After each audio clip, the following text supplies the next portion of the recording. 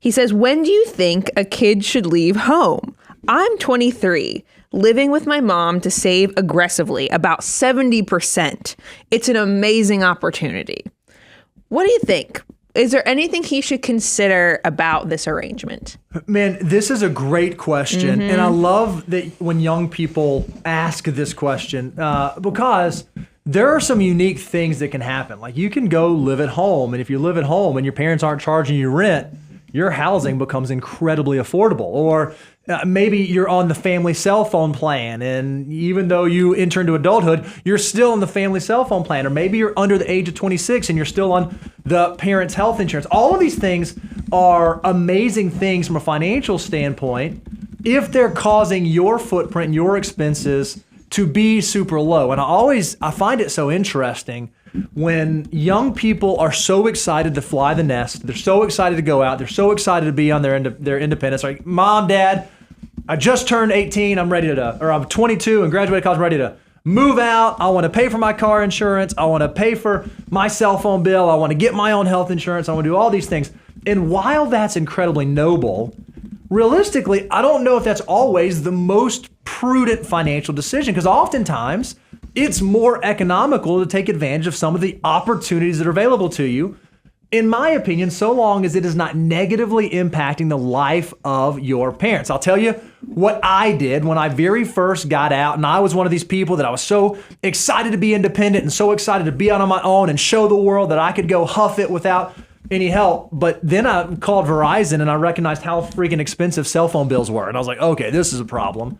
Can't go get my own cell phone plan. Not going to do that. Hey, Mom, Dad, is it cool? What if I stay on your cell phone plan and I just pay you guys what the line is costing you? So that way it's not adversely affecting you. And I'm also contributing to it. So I'm paying less than I would pay otherwise.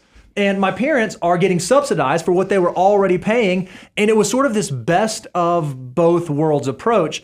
I think if you can have an open and honest conversation with your parents, there is nothing wrong with taking advantage of opportunities available to you and stacking cash in this very unique season of life that you're in. Agree? Disagree? Want to fight? Oh, he wants to fight. I can already see it. I just I have a different take, because I want to give you the financial mutant take, but I also want to give you the conflict of interest take from a parent who has a 21-year-old. So I'm just going to go. First of all, I got to give you the analytical stuff before I get into the emotional stuff. If you read Millionaire Next Door, one of the things that Dr. Stanley and Danko covered is that millionaires, people who are good with their resources, a lot of times one of the big traits that shows up is that their adult children turn out to be financially independent as well. Meaning they actually launch. And I think that's the big concern. And there's a lot of people out there with this failure to launch. They live at home forever. So, but that's the statistical stuff. Now let me bring it back, because I wrote a few notes. I'd first ask the question, because this is one of those things a lot of people remind me when you think about multi-generational living. Especially, let's go if you were, because Joe sounds like he's younger, living at home. Fast forward to when Joe's 45 to 50 years old. He's got his own family, and the parents might come back. And that's a lot of times what I always say is this out of necessity or is this choice? Because I think it's a beautiful thing when I look at other cultures around the world, where you see the grandparents live super tight right there with the parents, and they have this whole, families are together. And I grew up in a family where I didn't live with all my cousins and stuff, and I was at a funeral just, unfortunately, like 3 weeks ago. And I think of what a blessing it was, and it's so sad that those moments in time are gone. But every holiday, every event, my relatives lived close enough that we had get-togethers. It felt like a family reunion happened at least 4 to 5 times a year. That's awesome. And your cousins become part of the family. They are your family, but you actually know your cousins. Like you hide your toys when this cousin comes over. It's all these fun things that is the fabric of life that gives it meaning and excitement. So I'd say, is this a necessity or a choice? And it's just like we talk about why the best thing you can give your kids is to be financially independent, so that if y'all decide in the future that you're going to move in with them, or maybe the house next door or the house down the street, it's out of a choice, not a necessity, because y'all have just decided this family fabric is so tight, we want to be there.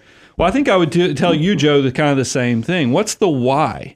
There's nothing wrong if you're checking all the boxes on success of life, but in this moment in time, because maybe you got career changes or you haven't found the significant other yet that you want to go start your new life with or whatever else, I actually think it's okay as long as there's a why and it intersects, and this isn't out of necessity, meaning that you have no other options, so you're stuck at home.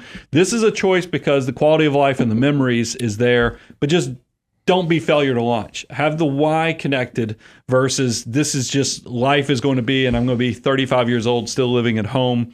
That feels a little disconnected and not what I would hope. Now, here's where the conflict of interest is. My daughter's 21. And I've told you the world and life is mean, is because the older you get, you're going to get more sentimental. But sadly, the better job you do as a parent, the more independent your kids will become.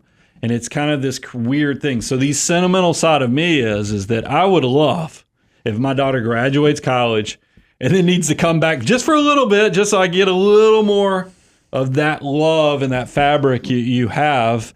So I have a conflict of interest, but I also tell my wife when we don't see her for, a period of time, that's actually good. That's the way the life is supposed to work. She's supposed to go make her own life and get independence. But it doesn't mean that your parents don't love seeing you and being around you.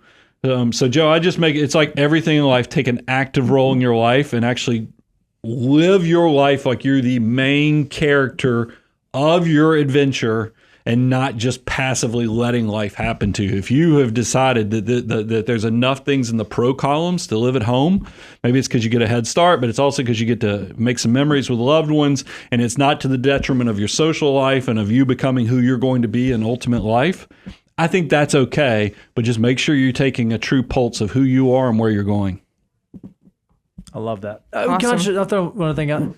Because you said this, but I think it's worth an explanation. If you choose to do that and you do all the things he said, don't allow the opportunity to create an environment where you squander the opportunity, meaning you just living large, doing all the stuff. If you're going to take advantage of that, make sure you are indeed actually stacking the cash, not just going out and driving a fancier car and going on nicer trips and doing that sort of stuff. It should be an opportunity to catapult your future financial self.